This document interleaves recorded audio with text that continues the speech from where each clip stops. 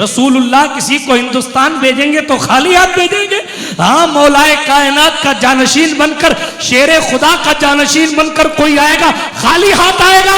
अरे थाने का CI constable को कुछ नहीं तो डंडा दे के भेजता है कि खाली हाथ मत जा। जब एक सीआई अपने नीचे काम करने वाले को बगैर पावर के नहीं भेजता तो खातमुल विलायत फातिह खैबर अबुल हसन मौलल मुस्लिमीन खलीफतुल मुस्लिमीन मतलूब कुल्ल तालिब गालिब अला कुल्ल गालिब हल्लालुल मुश्किलात वन नवाई अमीरुल मोमिनीन अली बिन अबू तालिब करमल्लाहु ताला वजुल करीम अपने लाल को क्या खाली हाथ भेजेंगे? हरगिज नहीं।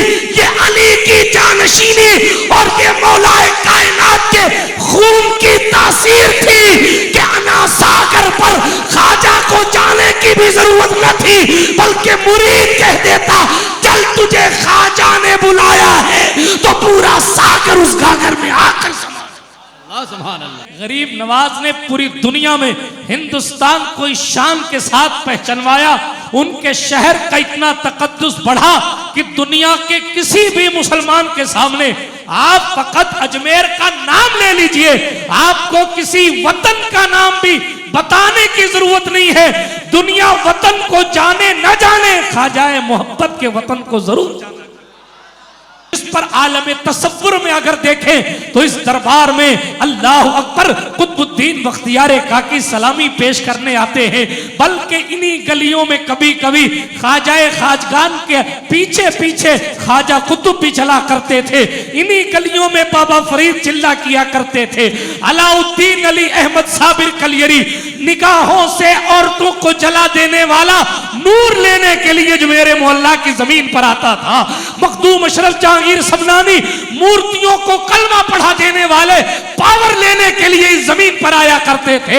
हाँ हाँ, अमीर खुसरू हो के महबूब इलाही हो, चिराग दहली हो के बंदा नवाज के सुधराज, ये बड़े बड़े विलायत के मीनारे अपनी बुलंदी पर फख्र कम करते हैं, मोहम्मद अरबी के इस वारिस ख्वाजाए खाजगान पर फख्र ज्यादा करते और ये भी ये कहते हैं हुजूर आप हैं तो हमारे गुंबद चमक रहे हैं, आप न होते तो न अशरफ का किछोछा चमकता, न बंदा नवाज का गुलबर्गा चमकता, न साबिर का कलियर चमकता, न निजामुद्दीन की दहली चमकती, न खुसरू का तसव्वुफ होता, न जनाब चिराग दहली चिराग बनते, न दहली का कुतुब कुतुब होता, न कोई और वली सिलसिलाए चिश्त का चमकदार होता। ये जहां जहां भी उजाला हिंदुस्तान में दिखाई देता है, ये नाइबुन नबी वारिसे मुस्तफा हजरत गरीब नवाज की खिदमत का असर थी कि हमारे लिए यही बहुत बड़ी फख्र की बात है कि हम जिस जमीन पर बैठे हैं उस जमीन का अपने आप में तकद्दुस बेमिसाल है। यहाँ आकर मिंबर पर बैठना या यहाँ आकर खिताब करना या यहाँ आकर अपनी इल्मी फोकियत को झाड़ना, यह हम अहले अदब के मुकद्दर में और सोच में भी नहीं है, इसलिए कि हम उस ज़मीन पर बैठे हैं। मैंने पिछली गुफ्तगू में जो कहा था वहीं से टू भी कंटिन्यू करने की कोशिश करता हूँ कि हम उस ज़मीन पर बैठे हैं जिस ज़मीन को देखने के लिए आसमान से फरिश्ते आया करते हैं। हम ये गरीब नवाज की ज़मीन है। आज अजमेर मुअल्ला का नाम लेने के बाद जनाब मैंने गालिबन ये अर्ज़ किया था या नहीं किया था कि हिंदुस्तान के किसी और शहर का तज़किरा आप जाकर दूसरी किसी कंट्री में करेंगे तो आपको अपना स्टेट बताना पड़ेगा कि आप जोधपुर से आए हैं तो जोधपुर कौन से राज्य में आता है, और फिर उसके बाद आपको मुल्क बताना पड़ेगा कि जोधपुर डिस्ट्रिक्ट है और उस जिले का राज्य, उस जिले का सूबा राजस्थान है और उस राजस्थान का मुल्क हिंदुस्तान है। मगर कुदरत ने ख्वाजाए खाजगान के सदक़े अजमेर को वो रौनक और वो दबदबा और वो मकाम अता फरमाया है कि दुबई की वादियों में या स्विट्जरलैंड की बस्तियों में कोई पूछ ले कि कहां से आए हो, वो फकत इतना कहे कि अजमेर से आया हो, उसे ना राज्य बताने की जरूरत है ना मुल्क बताने की जरूरत है। गरीब नवाज ने पूरी दुनिया में हिंदुस्तान को इस शान के साथ पहचानवाया, उनके शहर का इतना तकद्दुस बढ़ा कि दुनिया के किसी भी मुसलमान के सामने आप फकत अजमेर का नाम ले लीजिए, आपको किसी वतन का नाम भी बताने की जरूरत नहीं है। दुनिया वतन को जाने न जाने, ख्वाजाए मोहब्बत के वतन को जरूर जाना। ये जमीन ऐसी जमीन है जिस जमीन पर औलियाए कामिलीन एहतराम के साथ आते हैं।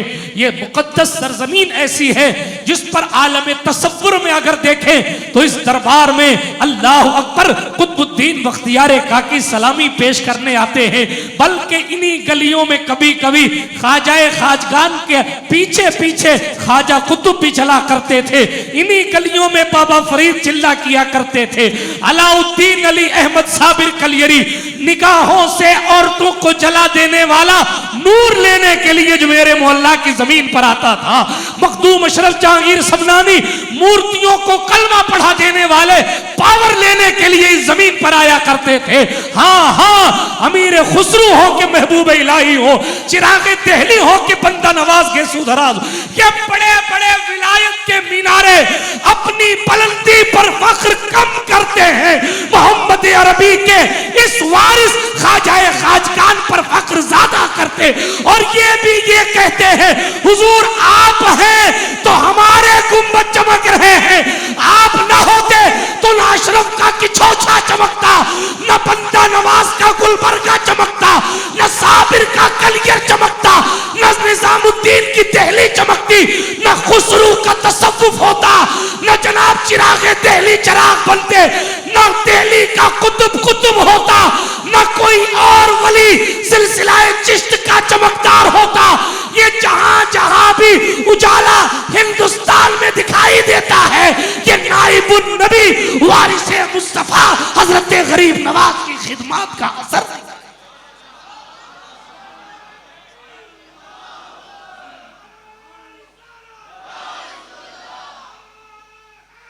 हम अहले अकीदत अहले सुन्नत का मरकज, कल भी ख्वाजाए खाजगान की चौखट थी, आज भी गरीब नवाज की चौखट है। इसलिए कि इस चौखट पर हाजिर होकर इमाम अहले सुन्नत आला हजरत भी निगाहें झुका लेते हैं, उनके बिरादर उस्ताद ज़मन भी निगाहें झुका लेते हैं। मैंने अपने बुजुर्गों से सुना है, गरीब नवाज के आस्थाने पर आकर दरवाजे पर हजरत इमाम अहले सुन्नत खड़े थे। किसी ने पूछा आला हजरत अंदर क्यों नहीं जाते? तो जवाब आया कुत्तों का काम दरवाजों पर होता है, ये शहंशाहों का शहंशाह है। मेरे पीर जिसकी चौखट पर खैरात लेने आते हैं, अहमद रजा अपने इल्म का वहां हिस्सा जमा कैसे।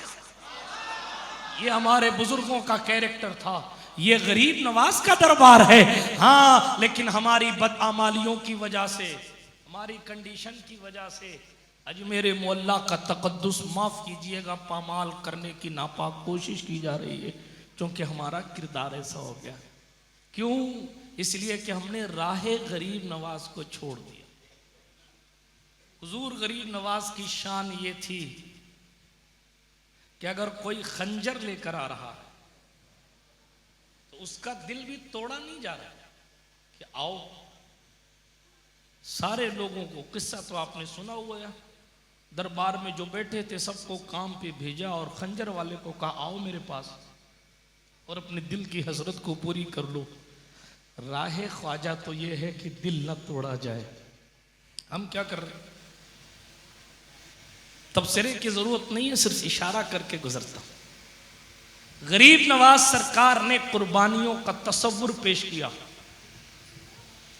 आज जलसे के हवाले से अगर कुछ ऊंच नीच हो जाए तो हम बहुत डिप्रेशन का शिकार हो जाते हैं।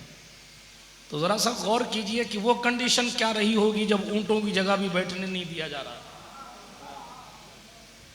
कभी ऊंटों की जगह बैठने से भी रोकने वाले मत बनना। बनना है तो ख्वाजाए खाजगान का गुलाम बनना। और इस शान के साथ मैंने कल किस्सा पढ़ा था हजरत सुल्तान इब्राहिम अदहम का, कि उनसे किसी ने पूछा, इब्राहिम अदहम, हमारी ज़िंदगी और फ़कीरों की ज़िंदगी में फ़र्क कितना हो गया? यही वजह है कि हमारा तसर्रुफ़ और कब्ज़ा कमज़ोर हो गया। और एक बात और बताऊं, बादशाहों की बादशाही, उलमा की तवज्जो चाहता हूँ। मौलाना अशरफ साहब तवज्जो, बहुत कुछ अशार इन्होंने पढ़े, उनमें से कोई भी किसी की भी हैसियत मेरी नहीं थी, बिल्कुल नहीं थी। हाँ, वो जो शरीफ भाई पाली मेरा कलाम पढ़ रहे थे, करो मुझ पर मेहरबानी मेरे मखदूम सिमनानी, उसमें मैंने एक मिसरा लिखा है, हुजूर मखदूम पाक की बारगाह में एक इस्तिग़ासा किया है, और वो अर्जी ये थी कि नसीबा गर वफा मुझसे करे तो आपके दर की करूँगा मैं भी दरबानी मेरे मखदूम सिमनानी। तो शेर होना तो बहुत बड़ी बात है, दरबान बना ले उस चौखट का तो भी हमारे लिए नजात है। ठीक ठीक है। हाँ, तवज्जो के साथ थोड़ी सी गुफ्तगू आगे बढ़ाता हूँ, सुन रहे हैं ना आप गौर से। सरकार सुल्तान इब्राहिम अदम का जिक्र आया, हजरत सुल्तान इब्राहिम अदम का जिक्र आया। आपको मालूम है एक और वाक़या याद आ गया इब्राहिम अदम के हवाले से। 40 दिन तक, कितने दिन तक? 40 दिन तक आपने रेत के जर्रे खाए और भूखे रहकर वक्त गुजारा। तो किसी ने पूछा हुजूर ऐसा क्यों? तो कहा घर वाले को मेरी वजह से खाना बनाने की जहमत ना उठानी पड़े। ये अल्लाह वाले थे। हजरत सुल्तान इब्राहिम अदम की बात कर रहा था, फकीराना लिबास पहनकर बादशाहत छोड़कर बैठे थे। तो सरकार इब्राहिम अदम से एक आने वाले सिपाही ने सवाल किया, कहाँ जा रहे हो, तुम्हारा नाम क्या है? तो आपने कब्रिस्तान की तरफ इशारा कर दिया। तो सिपाही साहब ने सोचा मेरी इंसल्ट हो गई, सिपाही साहब ने सोचा मेरी बेइज्जती हो गई। तो सिपाही ने इब्राहिम अदम को मारना शुरू किया। क्या करना शुरू किया?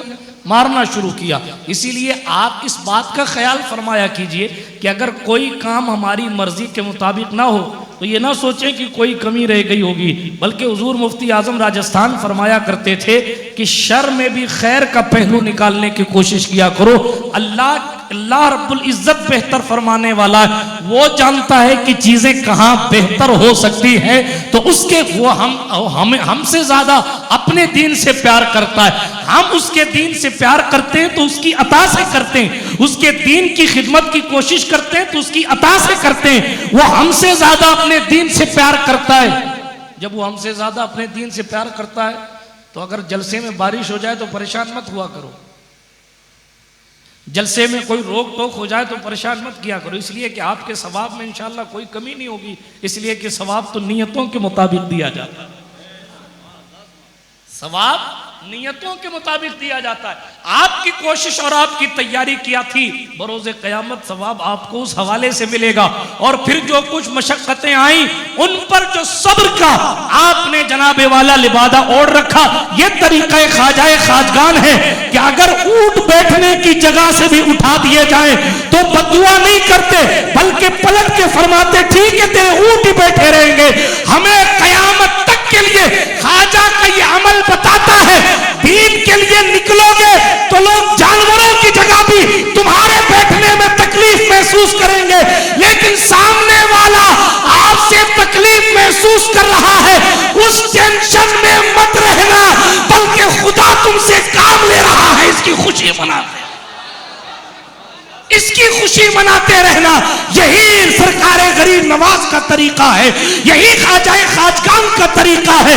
जनाब दीन के काम में अगर अड़चने ना आती तो फिर अना सागर को सुखाया किस लिए जाता? दीन के काम में अगर मुश्किलात ना आती तो ख्वाजाए ख्वाजगान को ऊँट बिठाना क्यों पड़ता? अगर दीन के काम में मुश्किल ना आती तो फिर पृथ्वी को खिंचवाया क्यों जाता? ये सारी बातें इस बात पर दलालत करती है। हुसैन इब्ने अली के ट्रैक पर चलोगे तो मशक्क़तों का सामना तो करना ही पड़ेगा। हजरत महबूब इलाही का किस्सा बीच में सुनाओ। रास्ते से जा रहे थे तो एक साहब हजरत महबूब इलाही से मिलने जा रहे थे, तो एक साहब से पूछा, उलमा मिलते रहे, कहा साहब उनके बारे में क्या ख्याल? तो कहा कि वो तो बहुत यानी कि नेक आदमी। फिर आगे बढ़े थोड़ा सा, दूसरे से महबूब इलाही के बारे में पूछा उस मुसाफिर ने, तो कहा वो बहुत नेक आदमी। तीसरे से पूछा, कहा बहुत नेक आदमी। तो वो बार बार तारीफ कर रहे थे ना महबूब इलाही की लोग। तो मुसाफिर जो है ना वो कहने लगा, यार ये जिसका नाम निजामुद्दीन है कहीं कोई बहरूपिया तो नहीं है, इसलिए कि सारे ही जिसकी तारीफ करें वो नेक बंदा हो, अल्लाह का मकबूल बंदा हो और सारे उसकी तारीफ करें और कोई बुराई ना करे, ये बात समझ नहीं आती। क्यों? इसलिए कि जो राह खुदा पर चलेगा बुराइयां करने वाले तो होंगे। उस दौर का किस्सा बता रहा हूं, 3-4 लोग महबूब इलाही की तारीफ करने वाले मिले। थोड़ा और आगे गया तो फिर उससे पूछा, भाई एक निजामुद्दीन नाम के वली हैं, जानते हो उनके बारे में? बोले वो तो बहुत बहरूपी आदमी है। तो वो तो खुश हो रहा था बुराई करके कि मैं इसको गुमराह कर दूंगा और वहां दिल्ली जाने नहीं दूंगा। ये अपने दिल में खुश हुए। अब पता चला वो ओरिजिनल आदमी एक तो मिला। बात समझ आई आपको? तो जो वो लोग चापलूस होते हैं जिनके सभी तारीफ करने वाले मिले, हक बोलेंगे तो अगर अबू बकर सिद्दीक मिलेंगे तो फिर अबू जहल का भी सामना ही होना ही है। बात समझ शरीफ में आई? मैं किसी को अबू जहल वल्ला बिल्ला तल्ला नहीं कह रहा, एक जनरल बात कह रहा हूं। इसलिए कि हम जो है गरीब नवाज सरकार के रास्ते पर चलने वाले लोग हैं अल्लाह के फजल से। यहाँ तो दुश्मनों को भी नहीं कहा जाता, दूसरे मजहब के लोग आते हैं उनको भी खैरात दी जाती है। तो हम अपनों को इतने सख्त जुमले हरगिज नहीं कहते, हाँ, लेकिन तवज्जो जरूर दिलाते हैं कभी गरीब नवाज के तरीक से ना हटना। इसलिए कि सुल्तान ख्वाजा के तरीक से हटने के बाद कोई मकबूलियत के दरवाजे तक नहीं पहुंच सकता। यही वो वसीला है जो अताए रसूल बनकर हिंदुस्तान में आया है। अजमेर मोहल्ला की जमीन को वो शरफ हासिल है कि गरीब नवाज की शक्ल में हुजूर का वो वारिस आया है जिसने पूरी दुनिया में दीन का डंका, हिंदुस्तान के इस्लाम का डंका बजाया। तफसीलात में नहीं जाता, वाकया सुनाऊं इब्राहिम अदम का। तो अर्ज ये कर रहा था, कल मैंने ये रिवायत पढ़ी थी, सुल्तान इब्राहिम अदम रास्ते से जा रहे थे तो साहब सिपाही आया, पूछा किधर जाते हो, क्या नाम है तुम्हारा? तो नाम के बदले में उन्होंने कहा ये कब्रिस्तान की तरफ इशारा कर दिया। तो सिपाही ने सोचा कि मेरी बेइज्जती करी, तो सिपाही ने सुल्तान इब्राहिम अदम को मारना शुरू किया और इतना मारा, पीटते पीटते पीटते पीटते कब्रिस्तान से वो लोगों के सामने लेके आ गया आबादी में। जब वो आबादी में लेके आया ना, लोगों के सामने आबादी में जब आबादी में लाया तो लोगों ने उस मारने वाले सिपाही का हाथ पकड़ के कहा, बदतमीज तुझे ख्याल नहीं आता ये सुल्तान इब्राहिम अदम है, कल जिन्होंने अल्लाह के लिए बादशाह छोड़ दी आज अल्लाह का मकबूल वली इब्राहिम अदम है। वो इब्राहिम अदम के नाम से वाकिफ था, चेहरे से नहीं पहचानता था सिपाही। उसने सोचा मुझसे तो बहुत बड़ा जुर्म हो गया, मैंने इतनी देर अल्लाह के वली को मारा। कदमों में बैठ गया और पैर पकड़ के कहने लगा, सरकार मुझे माफ कर दीजिए। उलमा की भी तवज्जो चाहता हूँ। हज़रत इब्राहिम अदम से कहने लगा, हुजूर मुझे माफ़ कर दीजिए, मैंने अनजाने में आप पर हाथ उठाया। मंजिले इश्क में तस्लीम व रज़ा मुश्किल है, जिनके रुतबे हैं सिवा उनको सिवा मुश्किल। इब्राहिम अदम ने फरमाया, तेरी मार की वजह पर, तेरे मारने पर सब्र करने की वजह से अल्लाह ने मुझे जन्नत अता फरमाई है और मैं जन्नती शख्स दुआ करता हूँ अल्लाह तुझे भी जन्नत अता। ये इस्लाम का कैरेक्टर, ये इस्लाम की खूबसूरती थी। ये मुसलमानों का तरीक़ा वफा था कि अगर खंजर लेकर ख्वाजाए खाजगान के दरबार में कोई आए तो ये नहीं कहे कि मैं फिरासते बातनी से मालूम कर चुका हूं कि तू मेरा मर्डर करने आया है, मेरे मर्डर की प्लानिंग करने आया है। अरे चाहते तो क्या कुछ नहीं कर सकते थे। रसूलुल्लाह किसी को हिंदुस्तान भेजेंगे तो खाली हाथ भेजेंगे? हाँ, मौलाए कायनात का जानशीन बनकर, शेरे खुदा का जानशीन बनकर कोई आएगा खाली हाथ आएगा? अरे थाने का सीआई कांस्टेबल को कुछ नहीं तो डंडा दे के भेजता है कि खाली हाथ मत जा। जब एक सीआई अपने नीचे काम करने वाले को बगैर पावर के नहीं भेजता तो खातमुल विलायत फातिह खैबर अबुल हसन मौलल मुस्लिमीन खलीफतुल मुस्लिमीन मतलूब कुल्ल तालिब गालिब अला कुल्ल गालिब हल्लालुल मुश्किलात वन नवाई अमीरुल मोमिनीन अली बिन अबू तालिब करमल्लाहु ताला वजुल करीम अपने लाल को क्या खाली हाथ भेजेंगे? हरगिज़ नहीं। ये अली की जानशीनी और ये मौलाए कायनात के खून की तासीर थी कि अना सागर पर ख्वाजा को जाने की भी जरूरत न थी, बल्कि मुरीद कह देता चल तुझे ख्वाजा ने बुलाया है तो पूरा सागर उस गागर में आकर समा। सुभान अल्लाह, हक है, अल्लाहु अकबर, या रसूलुल्लाह नवाज गरीब नवाज, गरीब नवाज, गरीब नवाज, गरीब नवाज, गरीब नवाज। ये सुल्तानुल हिंद हैं, अताए रसूल हैं, बिरादराने मिल्लत इस्लामिया, मुस्तफ़ा जाने रहमत की अता है। अल्लाह अकबर, अताए रसूल बनकर आए। हुजूर की अता को कभी लिमिटेड किया जा सकता है? ये उलमा बैठे हैं, कुरान कह रहा है वमा काना अताउ रब्बिका महजूरा, ए महबूब आपके रब की अता। अच्छा, महबूब से कहा जा रहा है आपके रब, रब्बे कायनात नहीं कहा, रब्बुस समावात नहीं कहा, रब्बे काबा नहीं कहा। कुरान की इस आयत में रब्बे बैतुल मामूर नहीं कहा, फरिश्तों का किबला बैतुल मामूर। रब्बे जमजम नहीं कहा, रब्बे लम यजल नहीं कहा। दुनिया की सारी चीजों को एक तरफ रख के कहा महबूब आपके रब की अता। सुभान अल्लाह। महबूब को इतना पावरफुल बनाया गया, महबूब को, ये महबूब को आप कहेंगे महबूब को पावरफुल बनाया गया।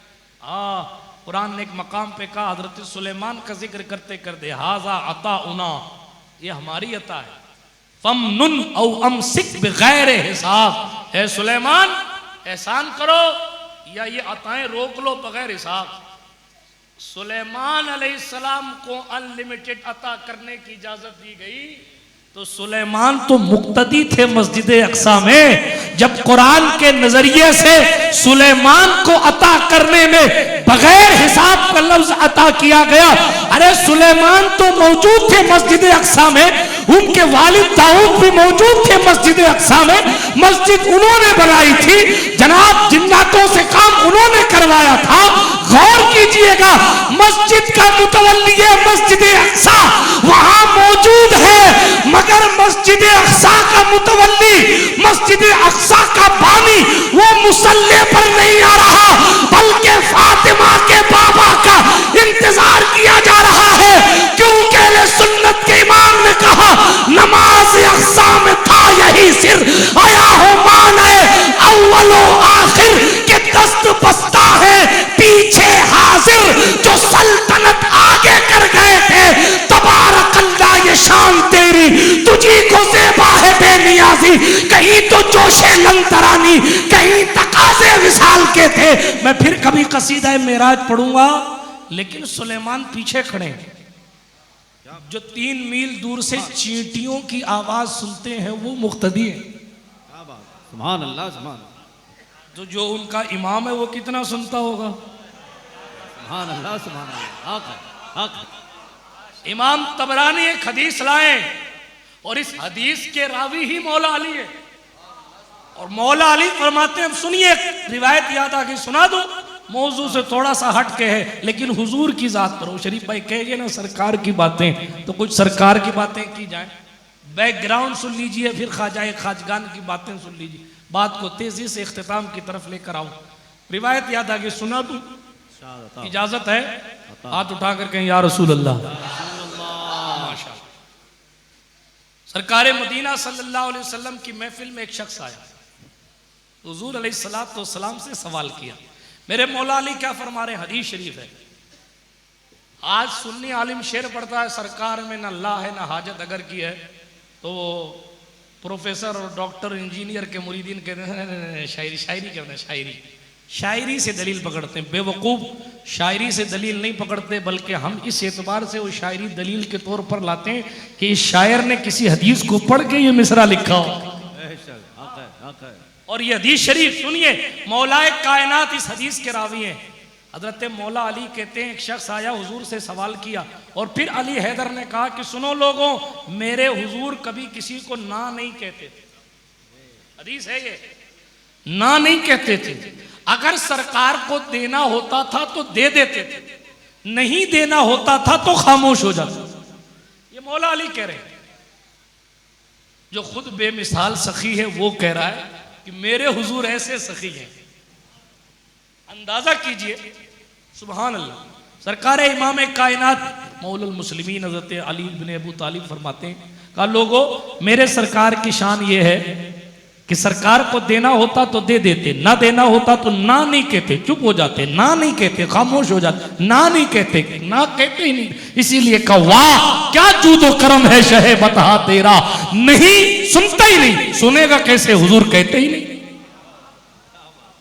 नहीं सुनता ही नहीं, मांगने वाला तेरे। तो मांगने वाला आया, कहां आया, जल्दी से बोलिए, हुजूर के दरबार में। कहां आया, उसको नहीं पता था कि अल्लाह के सिवा किसी से मांगा नहीं जाता। इधर वाले थे नहीं ना उधर, वरना कहते के साथ यहां कहां मांगने आ गए, मांगना हो तो जाओ मस्जिद नबवी के अंदर किबले की तरफ मुंह करो। लेकिन वो सहाबी हैं दरबार रिसालत में मांगने पहुंच गए। हुजूर का भी दरियाए रहमत जोश में था। पहले तो जवाब नहीं दिया, हदीस है, पहले जवाब नहीं दिया। उसने दोबारा सवाल किया ना तो सरकार ने फिर थोड़ी देर के बाद दरियाए रहमत जोश में आया, फरमाया भाई किसने सवाल किया था भाई, खड़ा किया, मैंने हुजूर मैंने, सरकार मैंने। कहा क्या चाहिए, बोलो मांग क्या मांगता है। अल्लाह सुभान अल्लाह। अब यहाँ ठहरिए जरा, सरकार ने फरमाया मांग क्या मांगता है। हजरत अली कहते हम तलब गए और हमने सोचा इसका तो काम बन गया, अब ये जन्नत ही मांगेगा। हदीस है।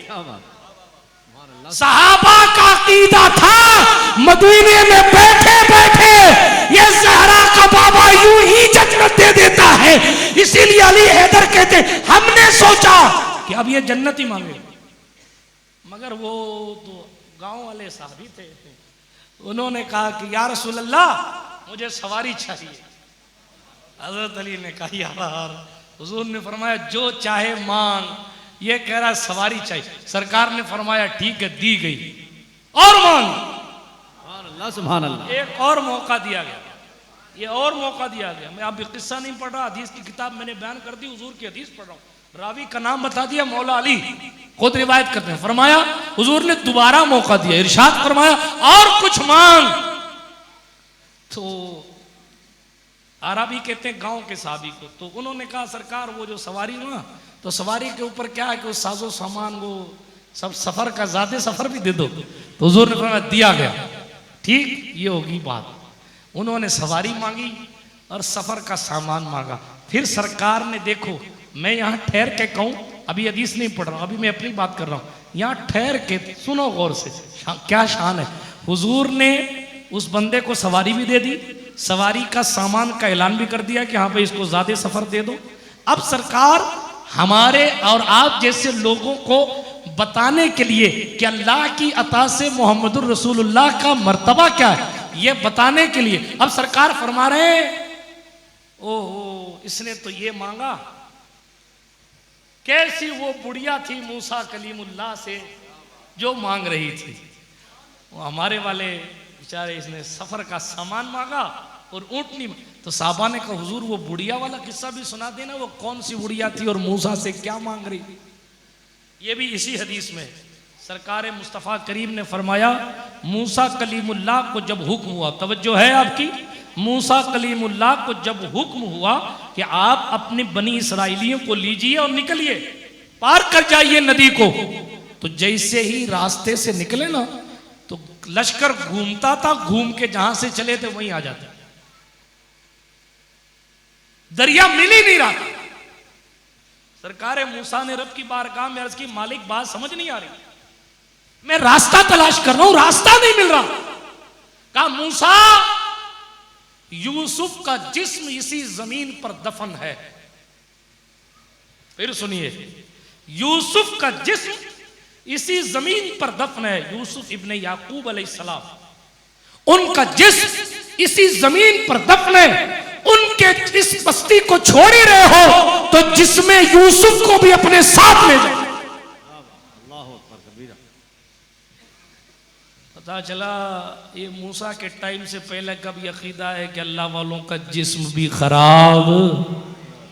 ये 1925 की बाद की कंपनियां हैं जो इधर उधर की बात करती हैं, वरना जमीन मैली नहीं होती, जमन मैला नहीं होता, मोहम्मद के गुलामों का कफन मैला। सुभान अल्लाह सुभान अल्लाह। सरकार यूसुफ अलैहिस्सलाम का जिस्म लेकर जाओ और ले जाओगे तभी रास्ता मिलेगा।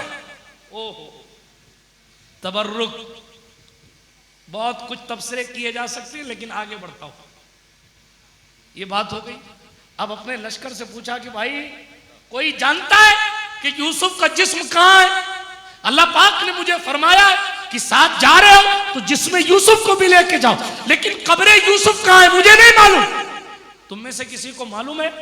तो सारे लोगों ने कहा जो वहां मौजूद थे, साथी का नहीं सरकार हमें नहीं मालूम, हमें नहीं मालूम। एक साहब खड़े हुए का हुजूर मैं एक बुढ़िया को जानता हूं, हदीस सुना रहा हूं मैं एक बुढ़िया को जानता हूं। हुजूर ने फरमाया सल्लल्लाहु अलैहि वसल्लम कि मूसा अलैहिस्सलाम से उनके लश्कर में मौजूद एक शख्स ने कहा, बनी इसराइलियों में से एक शख्स ने, हुजूर मैं एक बुढ़िया को जानता हूं, एक बुढ़िया को। उस बुढ़िया की कंडीशन यह है कि वो जानती है कि यूसुफ की कब्र कहां है अलैहिस्सलाम। तो कहा चलो उस बुढ़िया को पकड़ के लाओ भाई। वो बुढ़िया लाई गई, बुढ़िया लाई गई। तुम्हें पता है यूसुफ की कब्र कहां है अलैहिस्सलाम? का बिल्कुल पता है। सुभान अल्लाह, सुभान अल्लाह। कब्र यूसुफ का इल्म है। तो बताओ। का क्या देंगे? बताऊंगी तो मुझे पता चल गया है कि आपकी रिहाई और दरियाए नील से होने वाला सफर और फिरौन से जान छुड़ाने का मसला वो जिसमें यूसुफ पर टिका है, आप उसको ले जाएंगे तो ही राह मिलेगी। अब मैं बताऊंगी तो देंगे क्या? यहां ठहर के उलमा की भी तवज्जो चाहता हूं। इल्म था उस बुढ़िया के पास। क्या था? इल्म था। आज हमारी पिटने की वजह इल्म ना होना है। बाबुल इल्म का नारा तो है मगर इल्म से वास्ता नहीं। जब बाबुल इल्म का नारा है और इल्म से वास्ता नहीं तो नारा अधूरा है। माफ कीजिएगा जुमला अगर सख्त लगे तो। बात उस दिन पूरी हो जाएगी जिस दिन आप इस काबिल बन जाएंगे कि सरकारे गरीब नवाज के वसीले से हैदर कर्रार की चौखट से इल्म आपको हासिल होने लग जाएगा। उसके पास इल्म था इसलिए मूसा टाइम ले रहे थे। उसके पास इल्म था इसलिए पूरा लश्कर के काम की मरकज़े तवज्जो वो बनी हुई थी। उसके पास इल्म था, अल्लाह से बात करने वाला नबी उसकी तरफ मुतवज्जे। मूसा कलीमुल्लाह कहते हैं क्या चाहिए? कहा जन्नत में आपका साथ चाहिए। सुभान अल्लाह, सुभान अल्लाह। आपका पड़ोस चाहिए। मूसा अलैहिस्सलाम ने ये नहीं कहा शिर्क कर रही है, गड़बड़ कर रही है, अल्लाह से मांग जन्नत। तो मैं तो अब्दुल्ला अल्लाह का बंदा हूं, मुंह से जन्नत क्यों मांगती? नहीं, पता चला मूसा का भी अकीदा था अल्लाह वाले जन्नत दे सकते हैं। मूसा ने क्या कहा अलैहिस्सलाम? सरकार मूसा ने जवाब दिया क्या जन्नत काफी नहीं? उसने क्या कहा जन्नत में आपका पड़ोस चाहिए। तो पड़ोस तो बहुत ऊंचा मसला हो गया ना। हजरत जिस फ्लोर पे आप रहे उस पर मैं भी रहूं, ऊंचा हो गया ना। तो मूसा कलीमुल्लाह ने फरमाया जन्नत काफी नहीं, यानी मूसा पहली बात में ही जन्नत देने तैयार। तू मुझे कब्र यूसुफ का जिक्र कर, बता यूसुफ अलैहिस्सलाम की कब्र कहां, मैं तुझे जन्नत की जमानत देता हूं। कहा नहीं, सिर्फ जन्नत नहीं चाहिए, जन्नत में आपका पड़ोस चाहिए। अभी मूसा बात ही कर रहे थे, दायरे सिदरा जिब्रील अमीन उतरे और कहा मूसा जल्दी करो, तुम्हारा क्या जाता है? अगर अल्लाह ने ताकत दी है तो कह दो जन्नत भी दी और पड़ोस भी दिया।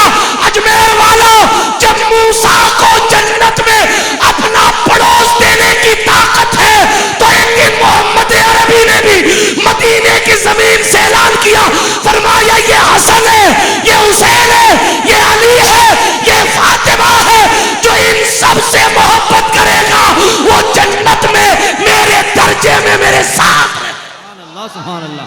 नारे तकबीर, नारे रिसालत, गौसे आजम का खानदान। इसीलिए कहा औलिया मलते हैं दर से, वो है औलिया मलते हैं सर से, औलिया चलते हैं सर से, वो है रास्ता तेरा, अग्नियां पलते हैं दर से, वो है बाड़ा तेरा और मुफ्त पाला था, कभी काम की आदत न पड़ी, अब अमल पूछते हैं, हाय निकम्मा तेरा।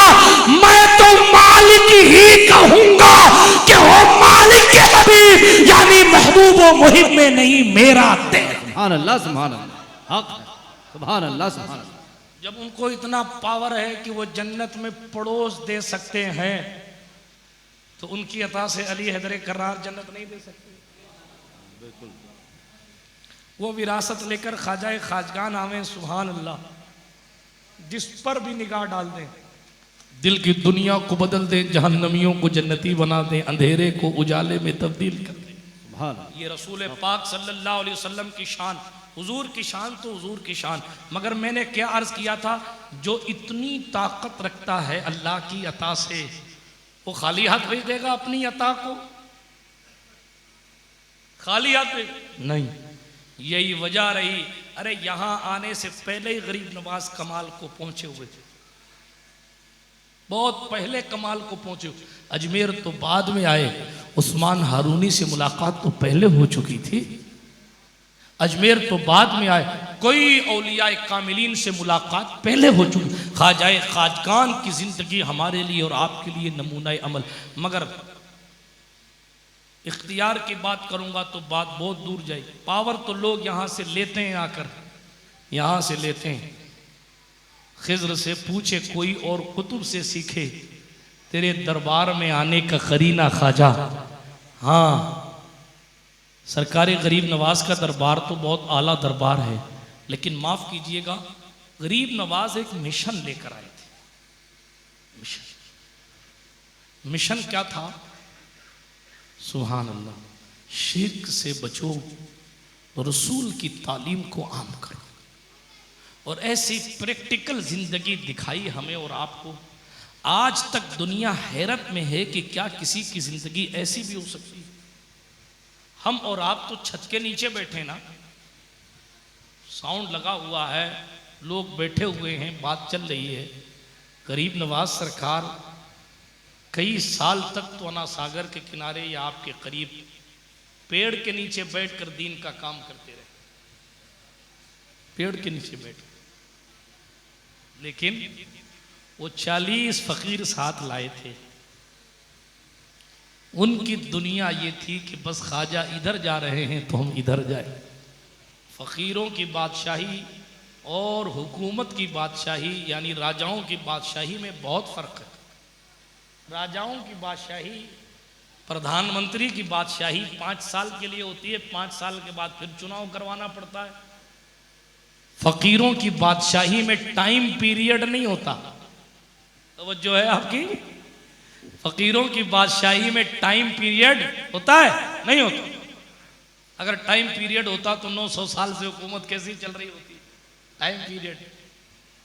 फकीरों की बादशाही की शान ये होती है कि वो वक्त की कैद से मुक़य्यद नहीं की। और दूसरी बात, फकीरों की बादशाही की शान ये होती है, प्रधानमंत्रियों की, राष्ट्रपतियों की हुकूमतें जमीन पर होती हैं।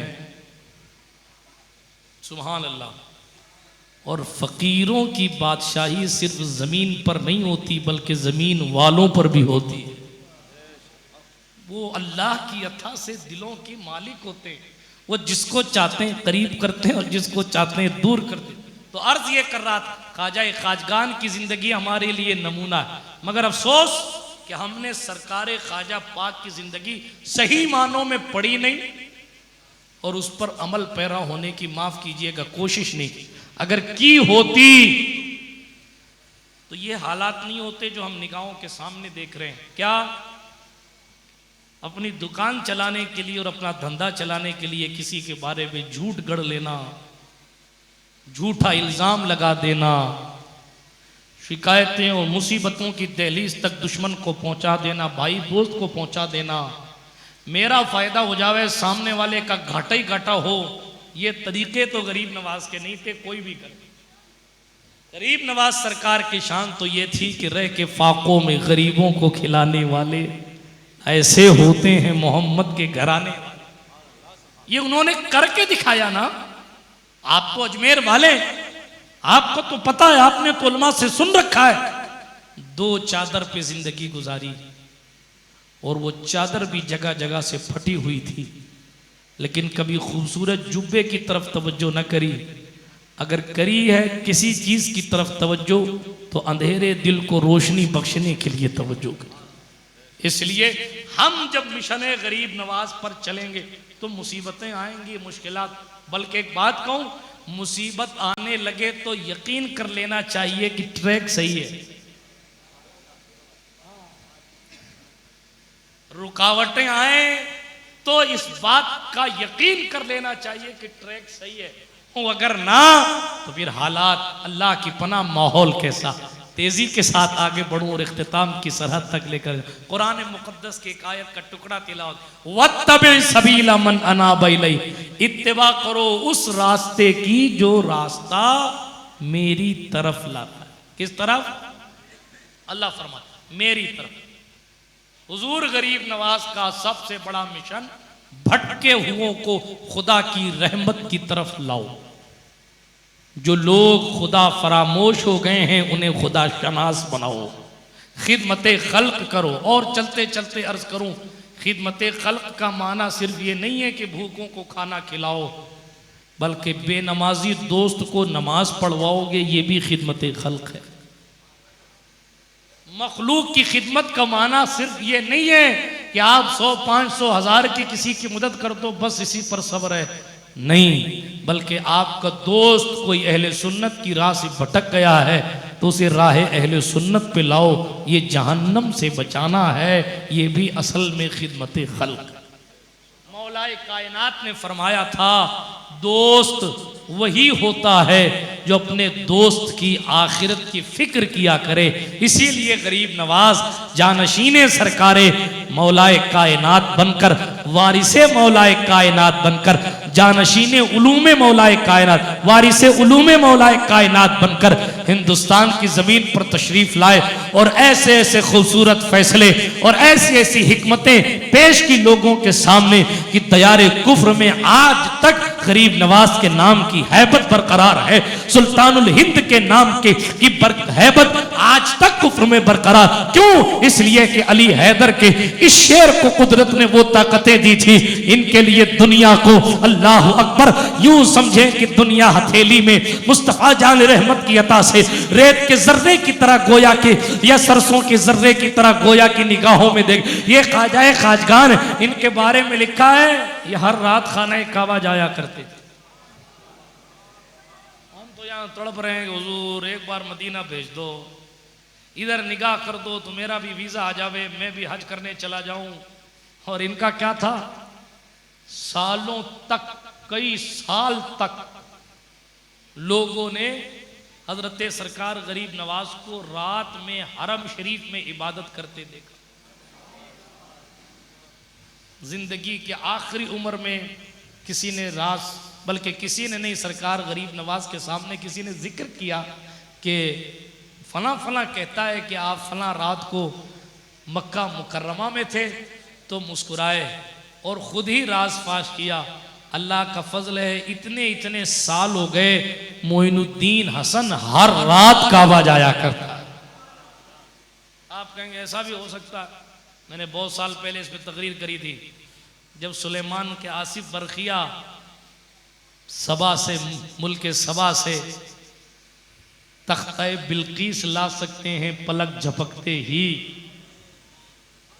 तो ख्वाजा खाजगान भी तो पलक झपकते मक्का जाके आ सकते हैं। जब वो कर सकते हैं, सुलेमान अलैहिस्सलाम की उम्मत का वली जब ऐसा कर सकता है, सुलेमान अलैहिस्सलाम की उम्मत का वली जब ऐसा कर सकता है, तो जिस सुलेमान जिस नबी के पीछे खड़े हुए हैं उस नबी का उम्मती, और सिर्फ उम्मती नहीं बल्कि नस्ल मुस्तफ़ा में आने वाला फर्द फरीद ऐसा नहीं कर सकता। जाते तेरा इतनी ताकत और इतने इख्तियार के बावजूद भी फिर वहीं पहुंचिए, खंजर वाले को कहते हैं आओ अपनी हाजत पूरी कर। फिरासते बातनी से जानने के बावजूद भी ये नहीं कहा कि इसको पकड़ो और ले जाके इसका कत्ल कर दो या इसको बांध दो, नहीं नहीं नहीं, नहीं। क्यों? बंधवाने तो आए ही नहीं थे, नफ्स के फरेब में जकड़े हुए लोगों को नफसानियत से छुड़ाने आए, शैतान की बातों पर अमल करने वाले लोगों को रहमान का प्यार दिखाने आए थे।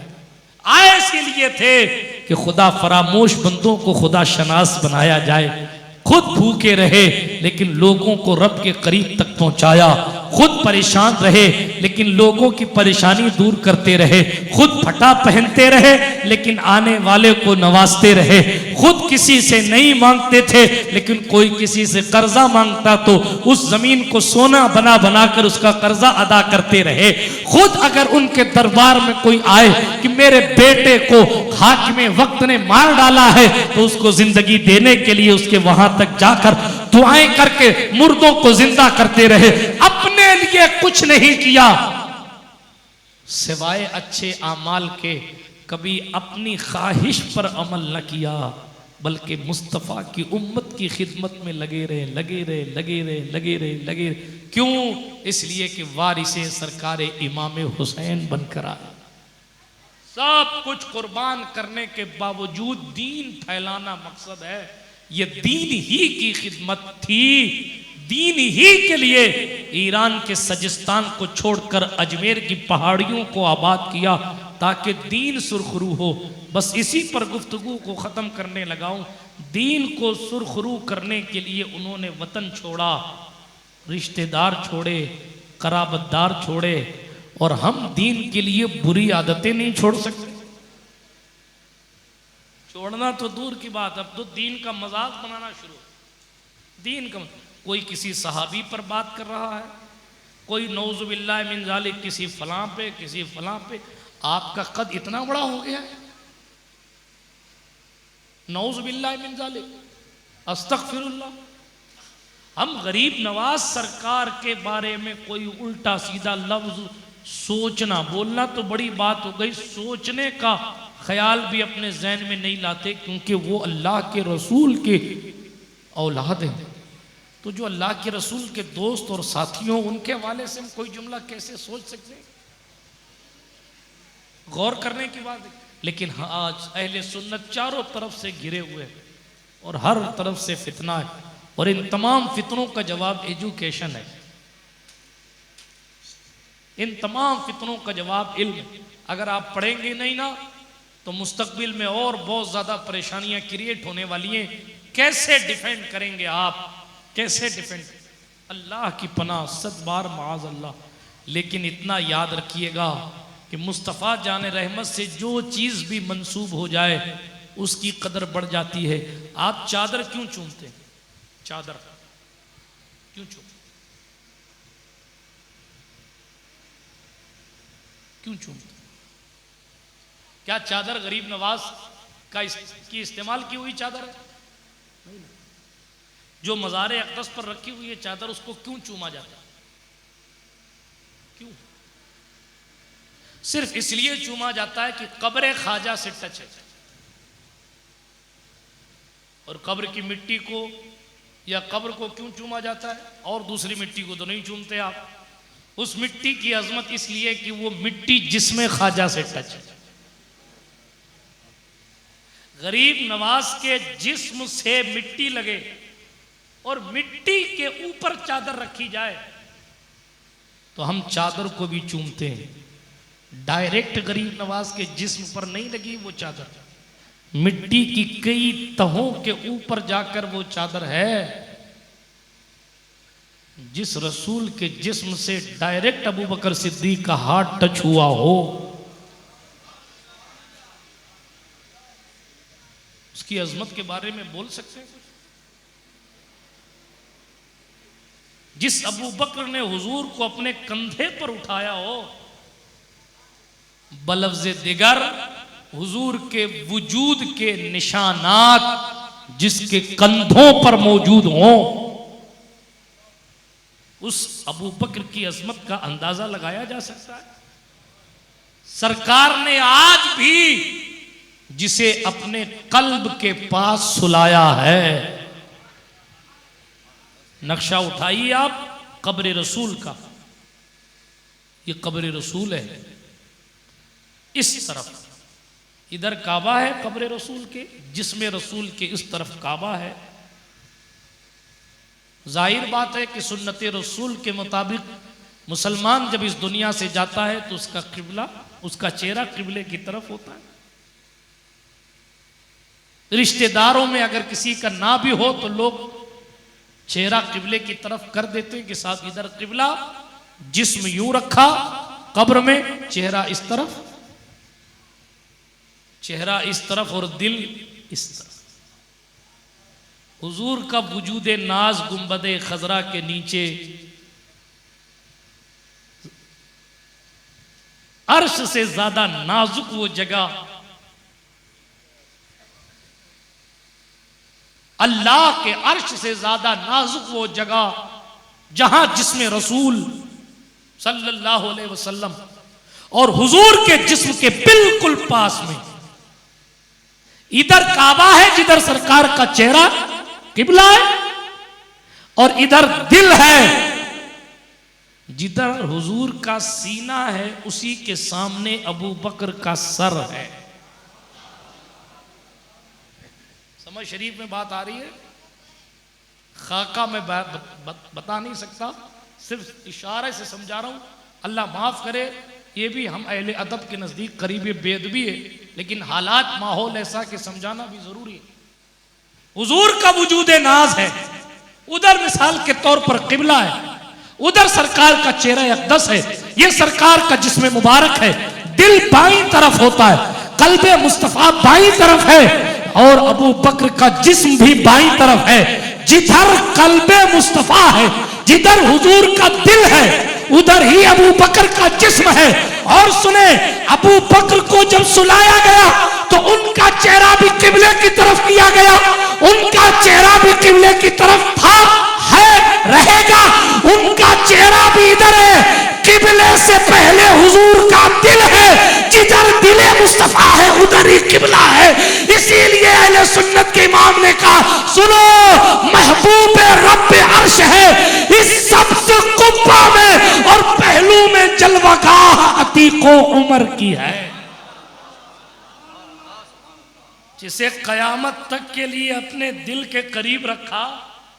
आप इतने बड़े अल्लामा हो गए कि जुदा करने लगे। गरीब नवाज के हवाले से आप ये कह रहे हैं, साहब वही अजमेर आते हैं जिन्हें ख्वाजा बुलाते हैं। ख्वाजा के बुलाए बगैर कोई अजमेर नहीं आता। हुजूर की इजाजत के बगैर कोई पहलू में सो जाएगा? अगर कोई कहे कि हुकूमत ने दफना दिया, उमर ने दफना दिया, दो एतराज, अली शेर खुदा, क्यों नहीं तलवार खींची? अगर गलत लगा और तलवार नहीं खींची, फिर शेर कैसे? माज़ अल्लाह। पता चला अली का मसलक भी ये था, गलत नहीं है, सही है। इसलिए कि अली के खुद के जुमले हैं। उमर फारूक के विसाल पर मौलाए कायनात रोते थे, तबकात इब्ने साद उठा के पढ़े, और मौलल मुस्लिमीन कहते थे, उमर, उमर के बाद कोई उमर नहीं है, और मेरा यकीन है कि तुम हुजूर के पास होगे। इसलिए कि हुजूर चलते थे तो कहते थे, मैं और अबू बकर उमर चले। हुजूर तशरीफ लाते थे तो कहते थे, मैं और अबू बकर उमर आए। हुजूर अपने नाम के साथ अबू बकर उमर का नाम लेते थे। अली कहता है, अब भी हुजूर ने अबू बकर उमर को अपने करीब रखा है।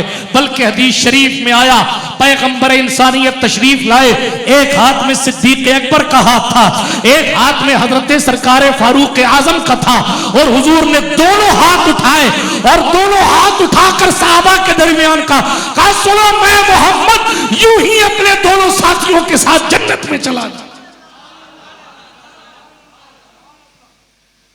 सुभान अल्लाह। शान अली बेमिसाल है। वो अहलुल बैत भी हैं और सहाबी भी हैं, वो घर वाले भी हैं, जंग वाले भी हैं, राज वाले भी। उनकी शान अपनी शान है, उनकी शान, उनकी हिकमत अपनी हिकमत, उनका दिमाग अपना दिमाग है, अल्लाह की अता से।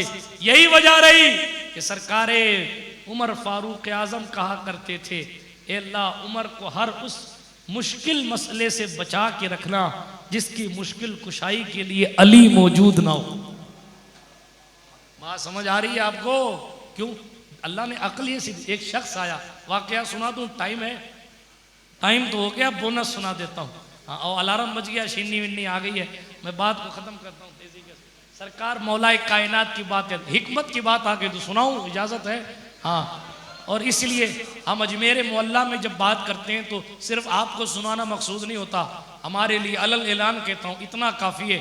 गरीब नवाज तो गरीब नवाज हमारी हैसियत नहीं वहाँ तक, उनकी चौखट का कोई मकबूल शख्स भी हशर में गवाही दे देना कि शहर ख्वाजा का था और बात उनके दादा की थी और ये नौकरी कर रहा था तो मेरे लिए निजात का ये सामान है अल्हम्दुलिल्लाह। बस इसलिए जद्दे सादात इमाम अबुल अइम्मत ताहिरीन हजरत सरकार मौला मुश्किल कुशा की बात किए जाता हूँ कि ख्वाजा खाजगान की बारगाह में अभी जब जाऊँगा तो रूह अक़दस कम से कम इतना तो ख्याल फरमाएगी कि मेरे जद्दे आला का जिक्र करके आ रहा है। हज़रत इमामुल मशारिक वल मगारिब हज़रत मौलल मुस्लिमीन की बात याद आ गई। हुजूर ने फरमाया था अना दारुल हिकमा व अलीयुन बाबुहा, मैं हिकमत का घर हूँ, अली उसका दरवाज़ा है। एक जगह फरमाया मैं शहर हूँ इल्म का, मैं इल्म का शहर हूँ, अली उसका दरवाज़ा है। एक जगह फरमाया मैं हिकमत का घर हूँ, अली उसका दरवाज़ा। हिकमत कैसी? एक शख्स आया और आने के बाद, बल्कि शुरू से सुनाता हूँ, दो लोग बैठे थे खाना खाने के लिए। जैसे ही दस्तरखान सजा, एक के पास 5 रोटियाँ थीं, एक के पास 3 रोटी थी। दोनों अपनी अपनी रोटियाँ लेकर दस्तरखान पर बैठे। इतने में एक तीसरा शख्स आ गया और उसने कहा हम भी आपके साथ बैठकर खाना चाहते हैं। कहा बिस्मिल्लाह बैठ जाइए। उन्होंने भी, तीनों लोगों ने मिल के खाना खाया और जब तीनों ने मिल के खाना खाया तो जो मुसाफिर था ना वो जाने लगा। जब जाने लगा तो उसने 8 रुपया 8 दिरहम एक शख्स के हाथ पे रखे कि लो तुम दोनों बांट लेना अपने हिसाब से, ये कहकर वो चला गया। अब जो चला गया ना तो जिसकी 5 रोटी थी उसने 3 दिरहम उस 3 रोटी वाले को दिए। कहा भाई 5 रोटी मेरी थी, 3 रोटी तेरी थी, 5 दिरहम मैं रख लेता हूँ, 3 दिरहम तुम रख लो। कहा नहीं साहब मैं को 50% दूंगा, 4 दोगे तो लूंगा, 4 तुम्हारा 4 मेरा, तीसरा कोई हिस्सेदार नहीं है, इसलिए बराबर बराबर हिस्सा करो। तो उन्होंने कहा भाई मेरी रोटी ज्यादा थी इसलिए मेरा हक ज्यादा है, तुम 3 दिरहम रख लो, 5 में लेता हूँ। वो जिद पे अड़ गया। अब जिद पे अड़ गया तो ये मसला पहुंचा इत्तेफाक से मौलल मुस्लिमीन। हाँ, हुजूर ने फरमाया, सही बुखारी की हदीस है, मेरी उम्मत का सबसे बड़ा काजी, मेरे जुमलों में तर्जुमा करें तो इस उम्मत का सबसे बड़ा जज अली हैदर कर्रार है। सरकारे मौलाए कायनात इमामुल मशारिक वल मगारिब मतलूब कुल्ल तालिब के दरबार में मसला पहुंचा। हजरत मौला ने फरमाया क्या हुआ? कहा हुजूर मेरी 5 रोटियां थी, इसकी 3 रोटी थी। एक शख्स आया और उसने आकर हमारे साथ खाना खाया, जब जाने लगा तो उसने 8 दिरहम दिए। मैं कहता हूं मेरी 5 रोटी थी इसलिए मैं 5 ले लेता हूं, इसकी 3 रोटी थी ये 3 ले ले। हजरत मौला अली ने फरमाया हाँ भाई ले ले, 3 अच्छी बात है। कहा नहीं हजरत मैं तो 50% लूंगा, 50-50 करो, 4 लूं, 4 दिरहम मैं रख लूं, 4 दिरहम ये रख ले। हजरत अली ने फौरन फरमाया ओ भाई तेरा तो 1 रुपया ही बनता है, कितना 1 दिरहम ही बनता है, 2 तो एक्स्ट्रा दे रहा है, रख लो और अल्लाह का शुक्र अदा करो। वो थोड़ा जज्बाती था, जज्बात में काम गड़बड़ हो जाता। तो उसने कहा अगर आप साबित कर दो कि मेरा हिस्सा 1 दिरहम ही था तो मैं 1 ही लूंगा। उस अल्लाह के बंदे से ये भूल हो गई, उसको पता नहीं कि सामने किससे साबित करने के लिए कह रहा है। वो तो सुभान अल्लाह, उलमा की तवज्जो चाहता हूं। इमाम मालिक से पूछा किसी ने, बीच में बात आ गई तो करूँ ये साबित पे बात आ गई। इमाम मालिक से किसी ने पूछा आपने इमाम आजम अबू हनीफा को देखा है? बोले हाँ देखा है। मुलाकात की है? हाँ की है। ये मदीने के इमाम थे और इमाम आजम अबू हनीफा जिनकी हम तकलीद करते हैं वो कूफा में थे। तो सरकारे इमामुल अइम्मा के हवाले से इमाम मदीना इमाम मालिक जो बुखारी के परदादा उस्ताद हैं, उनसे पूछा आपने इमाम आजम के बारे में आपने क्या कहना है, आप जानते हैं उनके बारे में? इमाम मालिक ने तारीख साज जुमला इरशाद फरमाया था और मदीने के इमाम ने उस वक्त कहा था इमाम अबू हनीफा उस इमाम का नाम है कि अगर इस खंबे को, इस पीतल के खंबे को सोना साबित करने पर आए तो इतनी दलीलें देखा कि तुझे सोना मानना पड़ेगा। ये इमाम आजम वो है जिनके बाप साबित मौला अली की बारगाह में गए थे और कहा था मेरी नस्लों के लिए दुआ करना। अली की दुआ से बंदा अबू हनीफा बनता है और पीतल के खंभों को सोना साबित करने की सलाहियतें रखता है, तो खुद अली अगर साबित करने पर आए तो न जाने क्या क्या। सुभान अल्लाह, सुभान अल्लाह। या अली। सुने सरकारे मौलाए कायनात शेर खुदा से वो कह बैठे हैं, वो कह बैठे साहब साबित कर दो, मैं एक ही लूंगा। कहा नहीं 3 ले जा, तेरे लिए अच्छा। नहीं, साबित करो। सरकारे मौला अली ने फरमाया फिर सुनो, इसकी कितनी रोटी? का 5। तुम्हारी कितनी? 3। हर रोटी का 3 टुकड़ा करो, 24। 8 रोटी हो गए ना, 8 के 3 हिस्से हुए, 3 गुना 24। 3 लोग थे ना खाने वाले, 24 लुकमे हुए। कहा जी 24 लुकमों में से हर एक शख्स ने 8-8 लुकमा खाया? कहा बिल्कुल, हिसाब तो यही होगा। 8-8 लुकमा तीनों ने खाया, 8-8 लुकमा। 5 रोटी इसकी थी, इसके बने 15 लुकमे। 3 रोटी तुम्हारी थी, तुम्हारे बने 9 लुकमे। 15 लुकमों में से इसने 8 खाए और 7 लुकमे इसके आने वाले शख्स ने खाए। तुमने अपने 9 लुकमों में से 8 खुद ही खा लिए, 1 लुकमा बचा, इसलिए 1 दिरहम बना। 1 रुपया लो, घर लो, जाओ घर। रोने लगा। सुभान अल्लाह, सुभान। कहा लेकिन बात 1 रुपया लो, घर जाओ। जज्बात के चक्कर में 2 दिरहम का नुकसान हो गया। ये मौलाए कायनात की जहानत थी। हमारी तरह किताब नहीं देखनी पड़ती थी उनको मसला बताने के लिए। हाँ, इधर सवाल होता था, उधर जवाब होता था। हम कहते हैं जरा सब्र करो, बड़े मुफ्ती से पूछूंगा, गूगल करूंगा, किताब पढ़ूंगा, असातिज़ा से राब्ता करूंगा, मगर वो अली हैदर कर्रार थे। इतना लंबा फर्रा लिख के लेकर आए थे ईसाई या यहूदी। अमीरुल मोमिनीन उमर फारूक आजम के दरबार सजा हुआ है, भीड़ लगी है। 22 लाख मुरब्बा मील पर इस्लाम का झंडा गाड़ने वाला उमर तशरीफ फरमाए और आने वाला दूसरे मजहब का है और लाकर सवालात पेश करता है। हजरत उमर ने सवाल सुने, एक का भी जवाब नहीं दिया। वो फर्रा लपेटा, हजरत अली के हवाले किया। हजरत अली से कहा जवाब दे दी। ये नहीं सोचा उमर ने कि साहब अगर मैं भरी महफिल में जवाब नहीं दूंगा तो लोग मुझे कम पढ़ा लिखा समझेंगे। नहीं, ये हमारे यहाँ है, ये हमारा मसला है। यानी साहब मेरी भी तो बनी रहनी चाहिए। वहां तो नफ्स का झगड़ा ही नहीं था, हमारे यहाँ नफ्स का झगड़ा ही नहीं। मैं इनको ज्यादा मानता हूँ और जनाबे वाला, इसलिए माज़अल्लाह अकीदा अहले सुन्नत में भी उल्टी सीधी तहरीफ करने लगता हूँ। नहीं नहीं नहीं, उनकी शान अलग थी। भरे दरबार में भी उन्होंने सारे सवालात अली हैदर के सुपुर्द किए। एक मर्तबा एक शख्स आया और उसने कहा उमर फारूक से मेरा फैसला कर दो। तो सरकार उमर ने फरमाया, हजरत अली की तरफ इशारा किया, जाओ उनसे करवा लो। तो उसने एक भद्दा जुमला बोल दिया, मैं उसको दोहराना नहीं चाहता। ये करेंगे फैसला, एक जुमला और उसने कह दिया, ये करेंगे फैसला, ये करेंगे। सुनो तरीका उमर क्या है। जैसे उसने मौला अली के लिए हल्का जुमला बोला ना, उमर पाक मिंबर से उतर गए, उसकी गुद्दी पकड़ी जी, हदीस में। और उमर पाक ने उसकी गिरेबान पकड़ के कहा, तू इस शख्स के बारे में ऐसा जुमला इस्तेमाल करता, तुझे मालूम है ये कौन है? कहा कौन है? कहा हमारे हुजूर ने जिसे बाबुल इल्म कहा है वो अली हैदर कर्रार। ये दामाद पैगंबर है, ये रसूलुल्लाह का भाई है। हुजूर ने जिसके बारे में कहा या अलीयु अंत अखी फी दुनिया वल आखिरा, तो दुनिया में भी मेरा भाई, आखिरत में भी मेरा भाई। उमर का ये लहजा हुआ करता था गुस्ताखे हैदर कर्रार के सामने। और उमर के हवाले से कोई अगर कोई जुमला गलत बोल दे, अली तो अली, औलादे अली के अल्फाज सुन लीजिए। कभी पढ़िएगा इमाम ज़ैनुल आबिदीन ने क्या कहा, कभी पढ़िएगा इमाम जाफर सादिक ने क्या कहा, कभी पढ़िएगा मूसा काजिम का नजरिया क्या था। इमाम जाफर सादिक की जाने दे, बात दूर चली जाएगी, वक्त पूरा हो गया। लेकिन इतना अर्ज करता हूँ, मौलाए कायनात का नूर लेकर नजफ अशरफ का ये नूर अजमेर मोहल्ला में तशरीफ फरमा है। कयामत आ जाएगी मगर सरकारे ख्वाजाए खाजगान का नूर चमकता रहेगा।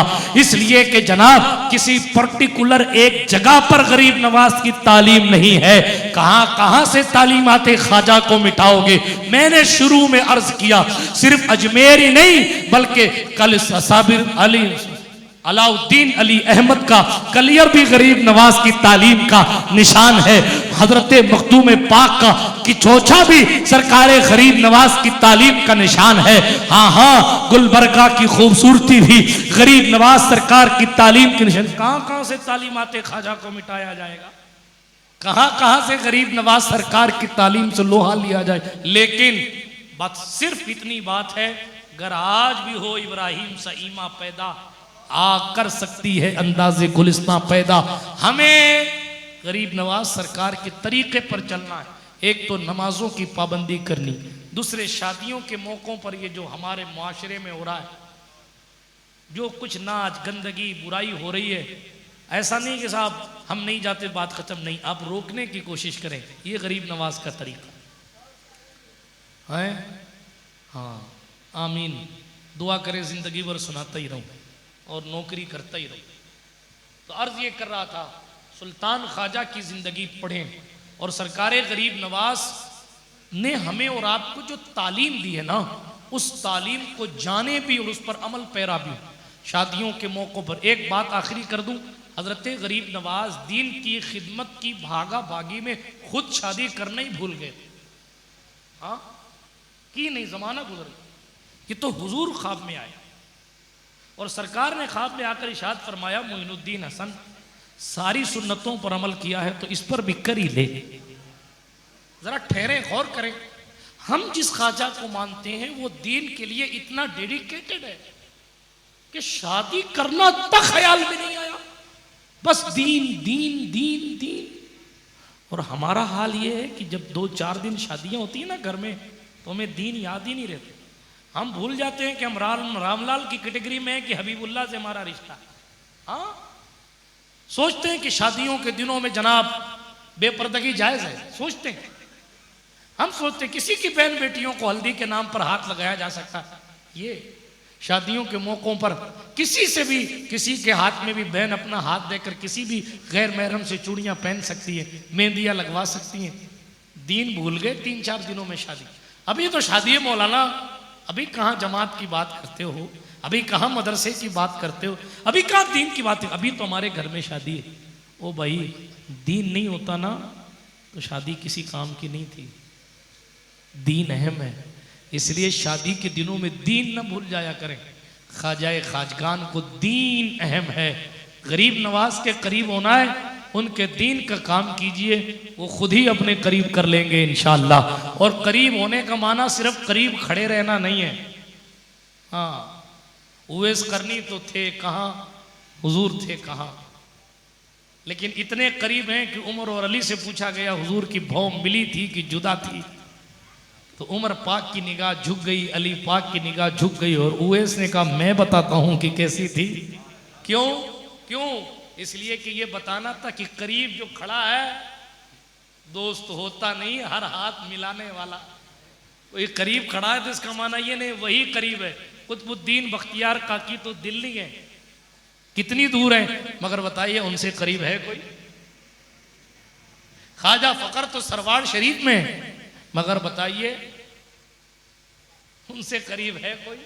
तो करीब होने के लिए यहां से करीब होना जरूरी है।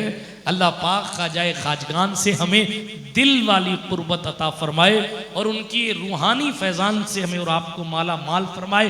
बार बार बाअदब ख्वाजाए खाजगान की चौखट पर हाजिरी नसीब फरमाए। जिन जवानों ने जफाकशियों के साथ इस महफिल को सजाया, आपसे गुजारिश करूंगा कि आप हजरात भी उन जवानों का दस्तो बाजू बनकर मिल के काम किया करें। ठीक, ये किसी के घर का काम नहीं। हमारे यहाँ नफ्स आड़े आ जाता है कि वो करेंगे तो उनका नाम होगा, फलाना कमेटी का नाम होगा। अगर गरीब नवाज यही सोचते ना तो आज तक शायद इस्लाम इतना नहीं फैलता। वो कहते जो कुछ मुसलमान होगा सब अजमेर से ही होगा, कुतुबुद्दीन की कोई ज़रूरत नहीं है, दिल्ली में नई खानका की ज़रूरत नहीं है, हमीदुद्दीन नागौरी की ज़रूरत नहीं है, नागौर भेजने की कोई ज़रूरत नहीं। लेकिन तरीक़ा कार क्या है गरीब नवाज? मैं अजमेर में हूँ इसलिए कुतुबुद्दीन तुम दिल्ली संभाल लो, हमीदुद्दीन तुम नागौर संभाल लो, फ़खरुद्दीन तुम मांडल में चले जाओ। अल्लाह अकबर। हमें बताया जा रहा है नाम के पीछे मत भागो, बस शराबे इश्क से अल्हम्दुलिल्लाह दिलों के जाम रोशन कर रहे हैं। मोहम्मद मुस्तफ़ा का नाम लेकर हम अपना नाम रोशन कर रहे हैं। और जब इसी ट्रैक पर गाड़ी चलती रही, आला हजरत बोले बेनिशानों के निशान मिटते नहीं, मिटते मिटते नाम हो ही जाएगा। काम करते रहोगे तो एक दिन लुत्फ उनका आम हो ही जाएगा। शाद हर नाकाम, सारी नाकामियां एक तरफ होंगी और फिर खुशियां ही खुशियां एक तरफ होंगी। शाद हर नाकाम हो ही जाएगा। ऐ रजा हर काम का एक वक्त है, दिल को भी आराम हो ही जाएगा। यार जिंदा सोहबत बाकी। अस्तगफिरुल्लाह ताला रब्बी मिन कुल्लि ज़ंबिन व अतूबु इलैहि। सुब्हानक ला इल्म लना इल्ला मा अल्लमतना इन्नका अंतल अलीमुल हकीम। व आखिरु दावाना अनिल हम्दुलिल्लाहि रब्बिल आलमीन।